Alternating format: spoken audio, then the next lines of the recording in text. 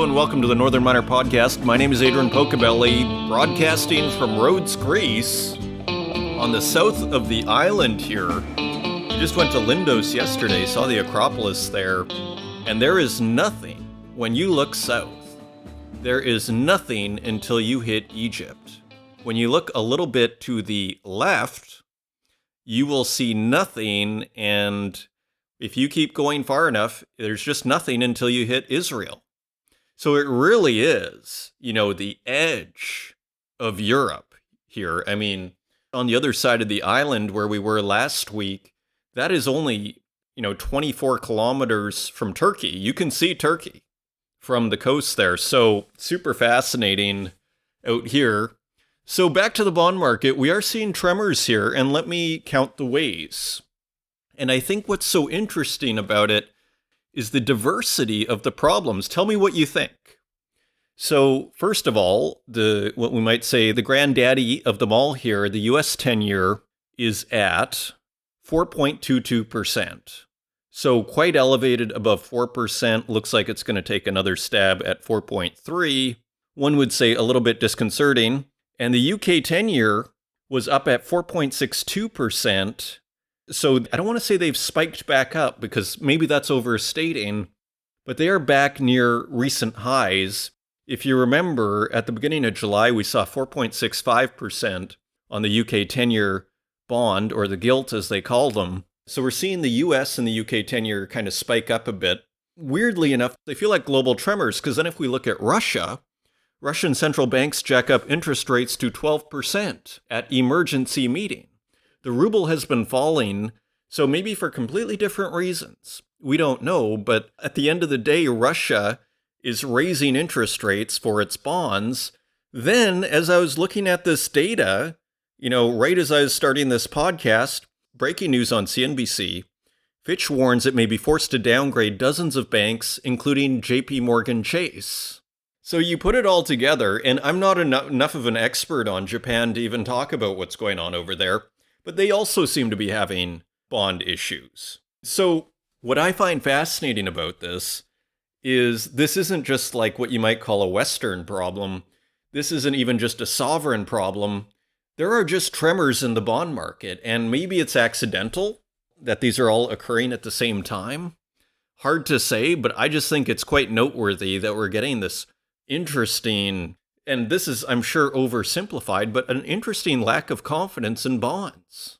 So interesting just fluctuations there to note. Now, picking up on last week's thread on Niger, there have been a couple of developments that I think are worth mentioning, particularly in the context of our conversation on the motivations behind this coup, because now we are seeing that the junta in Niger is now going to put Mohamed Bazoum on trial for high treason.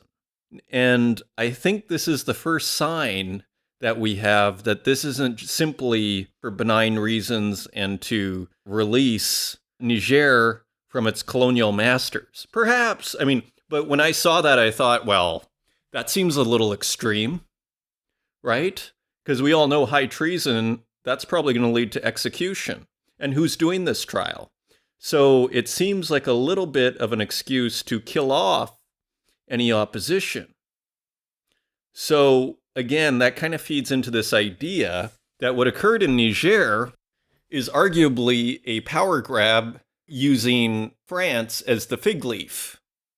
So just kind of interesting there. And finally, just one more thread that I thought was quite interesting here on the Niger coup.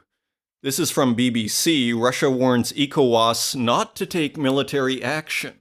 And I was seeing a video, and I'm not sure if it was from that meeting that Russia had with African leaders like a week or two ago, or more recent. But there's a video of Vladimir Putin basically sounding like a traveling salesman talking about all the military technology that he's willing to sell to Africa and to people who, in their minds want to free themselves from the Western domination. And that will happily, for, as they put it, for nations that want to fulfill their own manifest destiny, Russia is more than happy to sell you all the weapons you want. I've never seen anything quite like that. We have the latest technology, we have AI, and it's something to go and find. I've just never seen Putin in salesman mode like that, quite literally, selling weapons. First come, first serve. So that was also interesting. Other than that, we are seeing a return of a strong dollar in the last few weeks, which does seem to be affecting metals markets. We've seen Dr. Copper at $3.66 and gold down here at $1,934.90, silver at $22.54. So a strong dollar seems to be pushing down the metals here. So interesting situation there. And just turning to the oil markets, we're still at $82 West Texas Intermediate and Brent crude at $85.87. So almost $86 on Brent crude with a strong dollar, I might add. So oil continues to have strength, although there is a sense that it may be topping out in the near term. Now, speaking of energy and our feature content here, we have a wonderful interview with Zelandez CEO Gene Morgan. And what I liked about the interview is it really helped illuminate for me much of what's going on in terms of how lithium is extracted. It is its own beast. As we see from those salt flats, it is not the same kind of, quote unquote, mining that we would do for gold, silver, or copper. So I took the opportunity to ask lithium brine technology provider Zelandez CEO how lithium is extracted and also how he sees the market, as well as why he thinks the oil companies are going into lithium. And it's quite interesting because what we learn in the interview is Gene actually comes out of the oil and gas industry, and because of its similarities in extraction, he started working in lithium. So he said there's a lot of overlap between oil and gas and lithium, which is news to me. Other than these stories that we're seeing with Exxon and Chevron showing interest.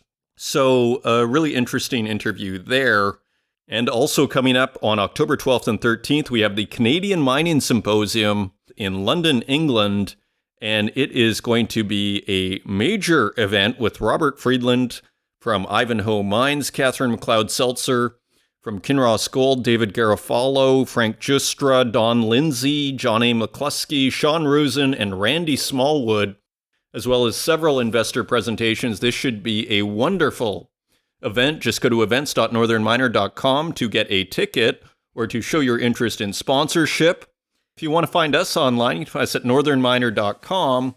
Find us on Twitter at northernminer, and on Facebook, LinkedIn, and YouTube, where we also host these podcasts, and wherever podcasts are available, including Spotify, Stitcher, Apple Podcasts, and SoundCloud. And with that, let's turn to the news. Turning to the website, Bolivia eyes lithium mining investments from Brazil's Petrobras. This is Reuters via mining.com. Brazil's state-run oil giant Petrobras has signaled interest in possibly investing in Bolivia's lithium-rich salt flats with an eye towards industrial-scale projects, the country's top energy official said on Tuesday. Energy Minister Franklin Molina spoke in an interview with state-owned Bolivia TV on the same day that Bolivian President Luis Arce met with the Petrobras chief executive on the sidelines of an Amazon rainforest summit in Belém, Brazil. Quote, they also showed an interest in visiting Bolivian salt flats and were motivated by our industrialization projects, said Molina. Petrobras is showing an interest in this country that's migrating toward electric vehicles and the production of batteries, end quote, he added, emphasizing that Bolivia's government is keen to advance on lithium. Later on Tuesday, Petrobras confirmed the meeting between Arce and Petrobras CEO John Paul Prates in a statement. It described the meeting as focused on evaluating, quote, potential alliances and joint projects,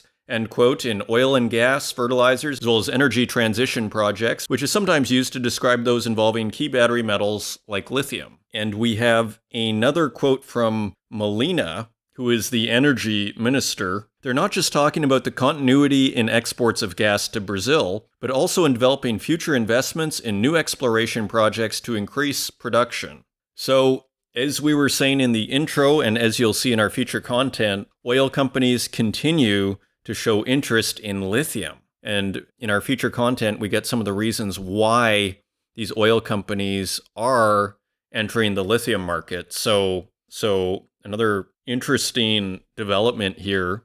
Continuing on, Australia's Azure Minerals rejects $585 million takeover bid from SQM. This is Reuters via mining.com. So more activity in the lithium sector. Australia's Azure Minerals said on Tuesday it rejected a buyout bid from Sociedad Química y Minera de Chile, SQM, valuing the lithium developer at $584 million US, sending its shares more than 12% higher.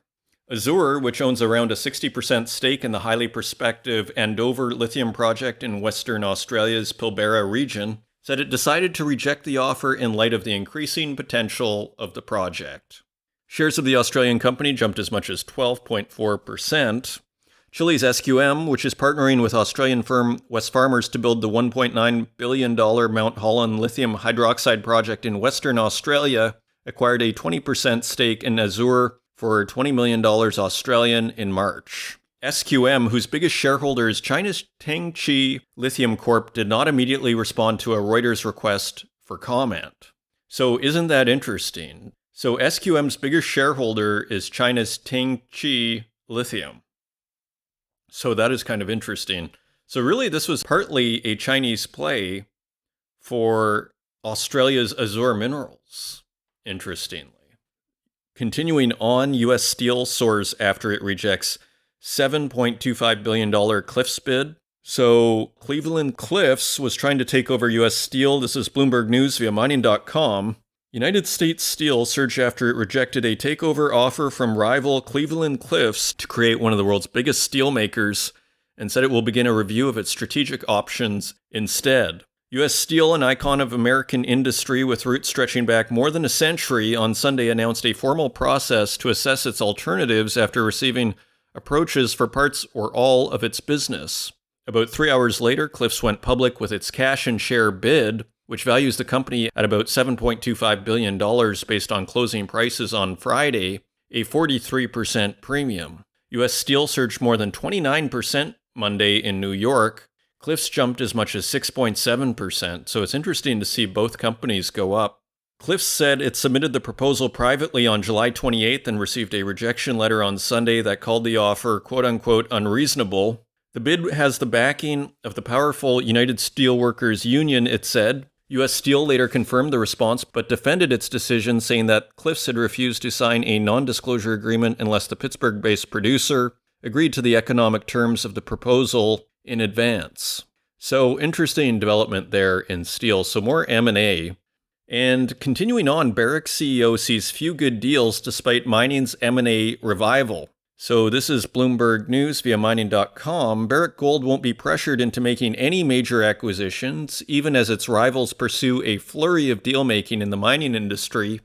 Chief Executive Officer Mark Bristow said, quote, "The market is constantly dragging us into the M&A conversation, and we don't need that," Bristow said Tuesday in an interview at Bloomberg's Toronto office. Quote, "We're not anti-M&A. It's a component of any industry rearrangement, but the problem is that in the gold industry, most of the Tier 1 assets remaining are embedded in bad assets, and you can't unlock them." I had to read this a few times, and I still find it enigmatic what he's trying to say. Most of the Tier 1 assets remaining are embedded in bad assets. Does he mean like countries that are not secure? So an interesting, ambiguous comment from Mark Bristow. Another story here, Newcrest profit falls nearly 11% on higher operating costs. This is Reuters via mining.com. And this is interesting in light of the recent Newmont takeover proposal. Australia's Newcrest Mining, which has received a $26 billion Australian takeover offer from Newmont, posted a near 11% fall in annual profit on Friday, hurt by lower realized prices for copper and a rise in operating and finance costs. So this is something we're seeing kind of over and over, actually, is the rise in costs of mining. And a lot of these numbers are based on, before oil shot up 20%. The country's largest listed miner said its underlying profit was $778 million for the year ended June 30th. compared with $872 million a year earlier. Finally, Newcrest expects its 2024 gold production to be in the range of 2 million to 2.3 million ounces. The lower end of the guidance is below the 2023 fiscal year's production of 2.1 million ounces. And finally on this, Newcrest's all-in sustaining cost, a key industry metric that reflects total expenses associated with production, was $1,093 per ounce for the 2023 fiscal year, compared with $1,043 per ounce a year earlier. So costs rise $50 per ounce. Interesting. So another interesting article here, China's gold prices rising higher than the rest of the world due to import curbs. This is Bloomberg News via mining.com. China's gold price is rising against levels in London, a trend that local traders say is due to government curbs on imports of the precious metal. The Shanghai spot price was more than $40 an ounce higher than that in London on August 14th, according to Bloomberg calculations based on exchange data. That's the biggest premium in more than 5 months, with the gap steadily widening from late June, even as consumer demand in China remains sluggish. Authorities moving to limit gold imports appear to be a major driver behind the growing gap, according to traders and importers. Now, one wonders why the authorities would be trying to limit gold imports. The government has reduced or stopped issuing import quotas to some local banks, according to people familiar with the matter, who asked not to be identified as the information is private. I mean, I don't mind anonymous sources, but the more secretive the source, I would argue, the less credible the answer. Unless you have a long history of using anonymous sources credibly, some secret person who's asking to keep everything private is giving the explanation that the government has reduced or stopped issuing import quotas to some local banks. That's resulted in a drop in flows over the last few months, two of the people said, and there's no immediate prospect of the affected quotas being issued again. The reasons for the curbs isn't clear. So fascinating. And just a few headlines here. Russian aluminum in LME registered warehouses rises to 81% in July. So there is quite a bit of aluminum on the LME, but 81% of it is Russian, interestingly. Like, one wonders what would have happened if they had banned Russian aluminum last month, because 81% of the supply was Russian. So pretty interesting. And a couple of more headlines. China's Nanfang to open major copper smelter ahead of expectations. And one more just on this Argentine election. Interestingly, he is a Bitcoiner. I think this is a much bigger deal than people are saying. The way this Argentine first round of an election is being framed is that the candidate, whose name is Javier Gerardo Milei, is a hardcore libertarian. But one of the things that is not getting mentioned enough is he is pro-Bitcoin. And I tell you, in places like Argentina, they are used to using cryptocurrencies over there out of necessity. You see it in the digital art space. You have a huge amount of Argentine artists in the digital art space because they are used to using crypto.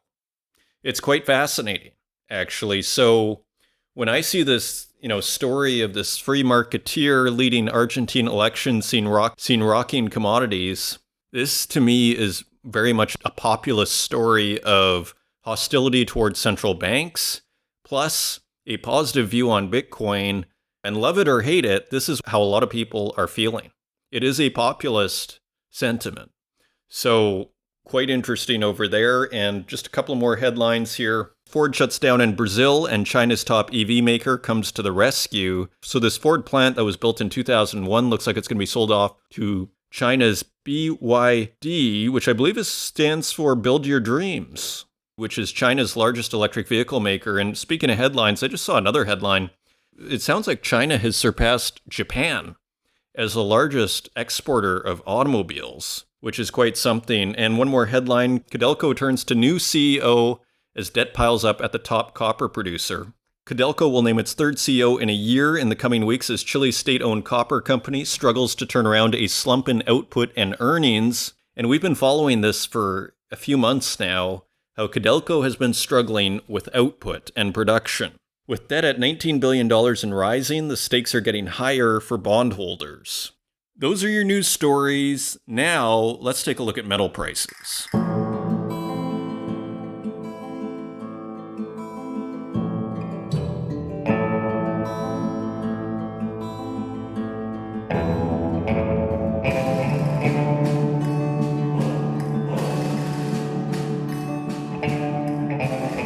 And turning to metal prices, gold is trading at $1,938 even per ounce. That is $1.40 higher than last week. Silver is trading at $22.72 per ounce. That is 68 cents lower than last week. Platinum is trading at $900.83 per ounce. That is $22 lower than last week. And palladium is trading at $1,263.48 per ounce. That is $26 higher than last week. And turning to our industrial metals, copper is at $3.73 per pound.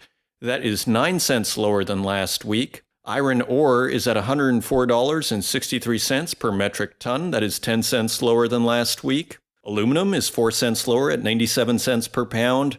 Lead is a penny lower at 95 cents per pound. And nickel is 50 cents lower at $9.05 per pound. Tin is also lower at $12 even per pound. That is 57 cents lower than last week. Cobalt is even at $15.16 per pound. Lithium is at $35.06 per kilogram. That is $1.73 lower than last week. Uranium edges higher at $56.75 per pound. That is 50 cents higher than last week. And zinc is lower at $1.07 per pound. That is 6 cents lower than last week. Zooming out, it appears to me the strong dollar is continuing to hurt metal prices, with the big exception being uranium. Uranium, the standout, and everything else basically taking a breather and kind of getting chipped away at by a strong dollar, and those are your metal prices. Coming up, we're very pleased to have Gene Morgan, CEO of Zelandez, a lithium brine services provider and technology company, to the Northern Miner podcast. Gene sheds light on the lithium industry. It's almost like an ABCs of lithium circa 2023 as far as how is lithium extracted, how is it similar to the oil business, and why are oil companies all of a sudden interested in lithium, and also some of the great challenges facing the lithium industry, including permitting times and a lack of talent. I hope you enjoy it, and I will see you on the other side.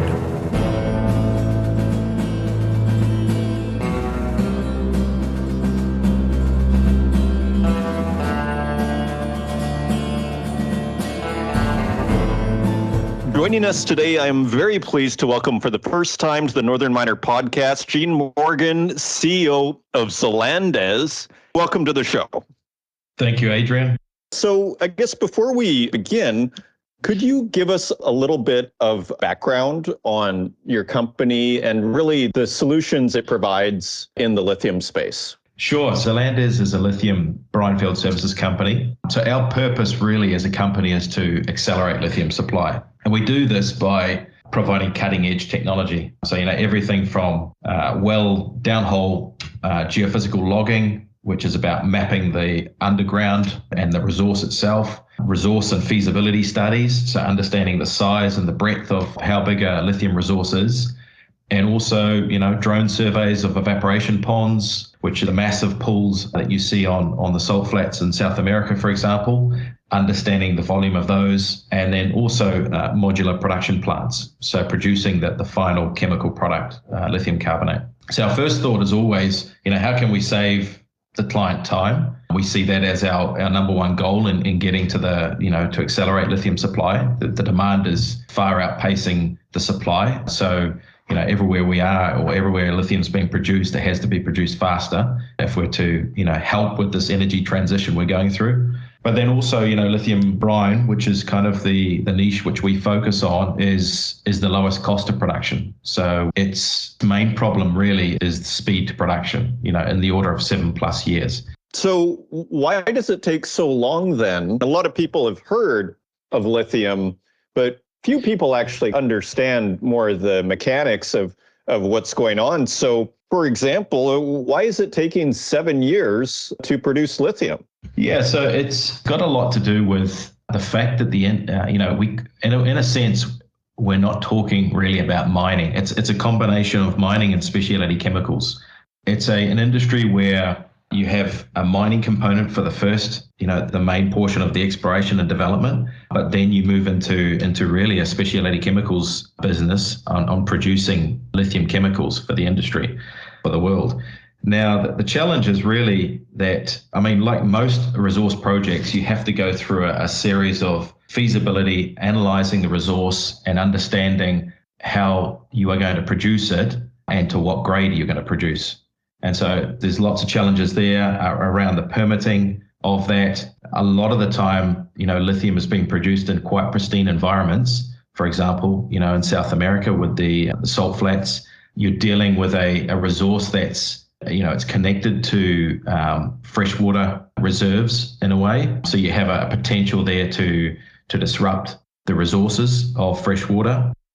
Then for people like my girlfriend who sometimes, she's worried, for example, you're out in Bolivia right now, and she's worried actually about the mining or the extraction, shall we say, of lithium in Bolivia. Do you have anything to say to people like her who are maybe concerned? And, what sort of steps are being taken out there to kind of alleviate, issues around fresh water or just disturbing the habitat? Do you have anything to say on that? Yeah, no, there's quite rigorous, set of procedures or processes that each project will go through. The regulatory agencies in each of the countries does have a very close eye on what is happening and requirements about how you go about developing the resource. And again, that's why these projects often take a long time, because you have to prove that you are not affecting the environment or resources that are being, fresh water, for example, that is being used by the local communities and wildlife.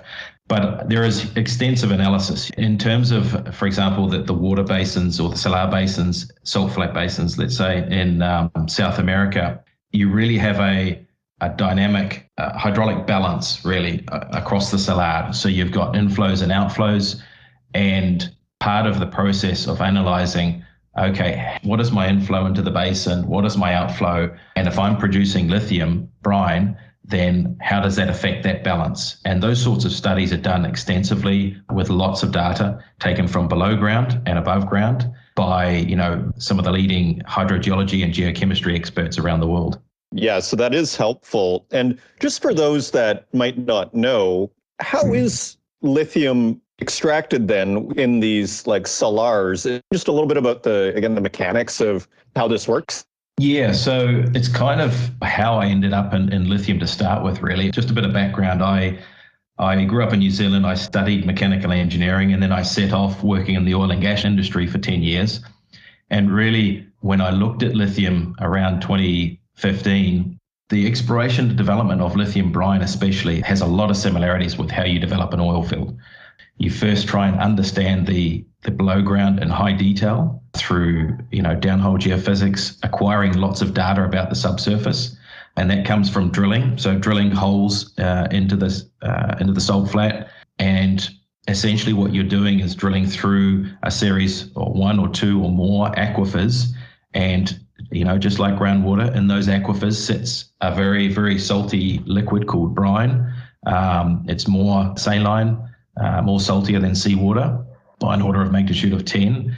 And in that brine is sitting your lithium, which you then extract or pump to surface. And then you send it to either, an evaporation pond system, which is the big pond system, which it goes through a series of evaporation steps where different elements of that brine are being precipitated out, dropping out of the solution, or it could go through what we call a direct lithium extraction process, which is a series of technologies that extract lithium directly from the brine.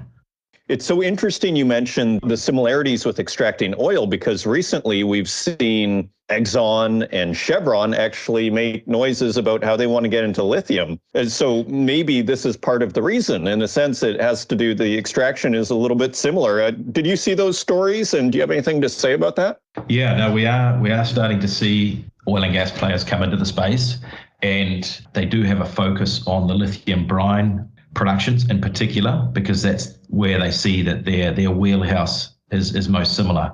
And that could either be, the oil field brines, which is basically getting lithium from the brine, which is produced in oil field wells all around the world. A lot of oil wells are producing brine at the same time.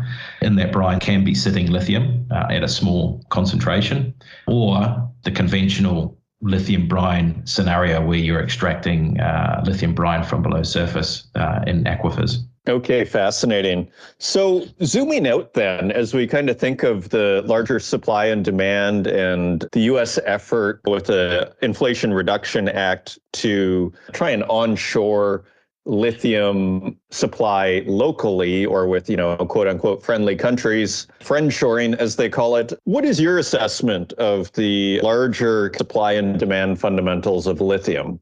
Firstly, we think, the USA should have its own lithium supply. Lithium is definitely critical to making this energy transition work. And you would have seen just recently the DOE, that last week, I believe, just added lithium to its list of critical materials over the next 10 years. That's huge. It's basically saying that this is something that we need to develop local supply as well as supply in aligned countries, let's say. And then secondly, the Inflation Reduction Act has really turned the attention back to the US as the land of, investment opportunity in the lithium value chain. So we've noticed a really serious uptick in terms of exploration projects in the US, and we're only just at the beginning. But, building the lithium ion supply chain in the US it'll go a long way to continuing the legacy of energy independence that essentially was started with the shale oil and gas revolution. But it's going to require, a significant amount of mining of lithium. Okay, very interesting. And I guess speed is of the essence. And you're saying over at Zelandez, you guys are able to speed up the process. Maybe you already touched on this, but how are you speeding up this process? Yeah, so we entered into the lithium space in first operation was 2018 on the Salar de Atacama in Chile. And really we came in with the mindset that oil field technologies and methodologies could be brought across and adapted to the space. So we set about first offering clients advanced downhole geophysics, which is about mapping the subsurface, mapping the below ground in high detail. And through that, you can really get a better understanding of your resource, the size, and how to produce it as efficiently as possible. And so what was previously, in the early stages of a lithium exploration project, the key is to get data and fast. And so what we were doing was getting much higher rates of data and much higher detail at a much faster rate.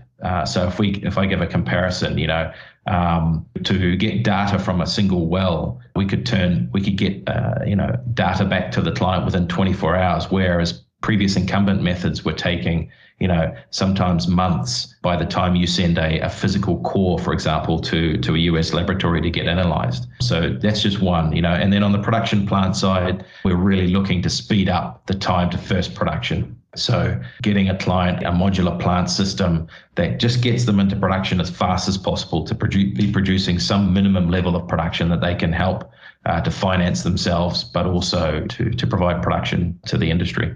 So what do you think the industry, the lithium extraction industry needs to do then going forward? Like, do you feel like you have everything you need? Do you think things are working smoothly? What kind of roadblocks are you seeing towards getting this, huge amount of lithium that the West needs or that the US needs, for example? Are there any big roadblocks that you see? Yeah, I think if we're talking about the US, but in a broader sense, the industry itself, the two challenges are really permitting and the general challenge of talent, of getting the right talent. So if we look at permitting, for example, sometimes projects in the US can take several years just to get through that lengthy, complex, permitting process. It is enlightening to see some of the positive first steps that are going on in the US in order to revamp that and provide a faster route to production. But it's an ongoing process. So, permitting reform will be a key part of faster projects in the US and North America.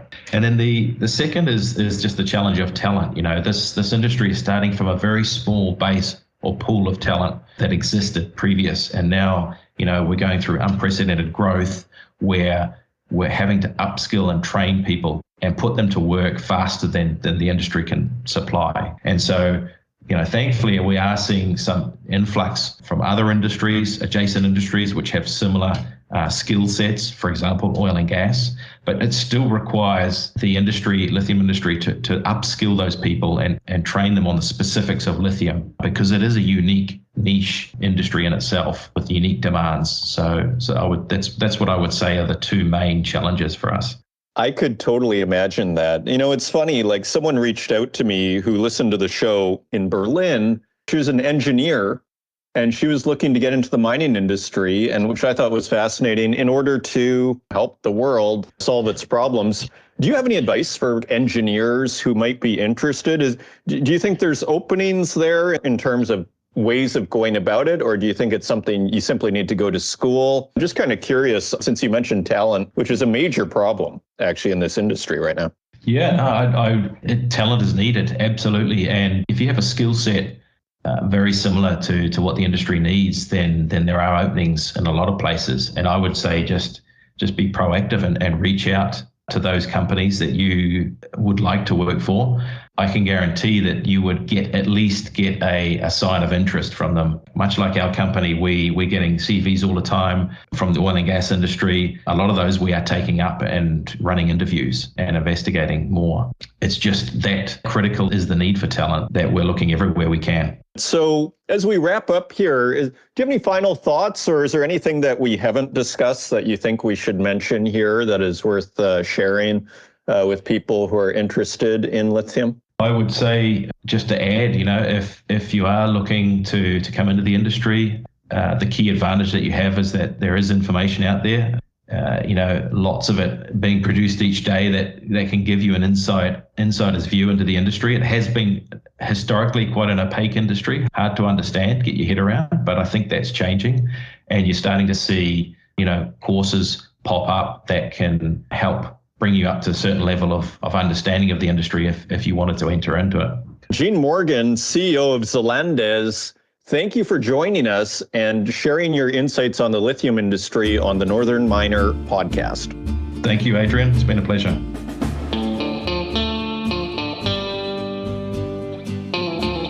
And thank you to Gene Morgan, CEO of Zelandez. One of my takeaways is it sounds like if you're interested in joining the lithium industry, it sounds like there's a lot of information online that can get you quite a long ways along your way. So very interesting. If you want to join us in person, you can always find us at the Canadian Mining Symposium on October 12th and 13th. Just go to events.northernminer.com. It's got a wonderful lineup. You will not want to miss it. If you want to help out the podcast, please leave us a review in the Apple Podcast directory. Share it with your friends. And until next week, take care.